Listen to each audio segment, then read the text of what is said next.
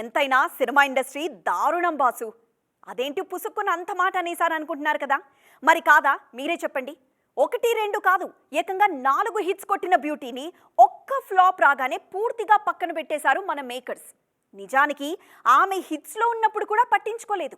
ఇంతకీ ఎవరా unlucky hit heroine? మీరే చూసేయండి. ఒక్క హిట్ వచ్చిన హీరోయిన్నే నిర్మాతలు అస్సలు వదలరు. కానీ అదేంటో మరి, వరుసగా 4 విజయాలు వచ్చిన తర్వాత కూడా సంయుక్త మీనన్కి మాత్రం ఇప్పటికీ అవకాశాలు రావట్లేదు. అవునా? అలా జరగకూడదే అనుకుంటున్నారు కదూ, కానీ జరుగుతుందిగా. సంయుక్త విషయంలో ఇద్దే జరుగుతోంది. డెవిల్ అనే ఒక్క ఫ్లాప్తో ఆమె జాతకం తిరగబడిపోయింది. సంయుక్త మీనన్ గతేడాది వరకు ఇండస్ట్రీలో బాగా వినిపించిన పేరిది. 1, 2 కాదు, అమ్మడు నటించిన మొదటి 4 సినిమాలు హిట్ అయ్యాయి.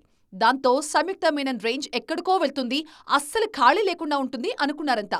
కానీ అదేం జరుగుతున్నట్లుగా కనిపించట్లేదు. కళ్యాణ్ రామ్ డెవిల్ తర్వాత ఈమెకు తెలుగులో ఛాన్స్లే రాలేదు. భీమ్లా నాయక్తో 2022లో టాలీవుడ్లోకి ఎంట్రీ ఇచ్చిన సంయుక్త తొలి సినిమాతోనే మంచి గుర్తింపు తెచ్చుకున్నారు.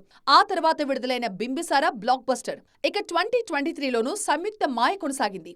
సర్తో సూపర్ హిట్ కొట్టిన ఈ బ్యూటీ విరూపాక్షతో అందరినీ భయపెట్టేశారు. ఇలా అడుగు పెట్టిన ప్రతి సినిమా బాగానే ఆడింది. టాలెంట్ ఉంది, గ్లామర్ షో చేస్తుంది. అయినా కూడా సంయుక్త మీనన్కి ఎందుకు ఆఫర్స్ రావడం లేదు అనేది అర్థం కాని ప్రశ్నే. వరుస హిట్స్ ఇచ్చినా ఈమెకు కోరుకున్న ఛాన్స్లైతే రావట్లేదు. డెవిల్ తర్వాత పరిస్థితి మరీ దారుణంగా మారిపోయింది.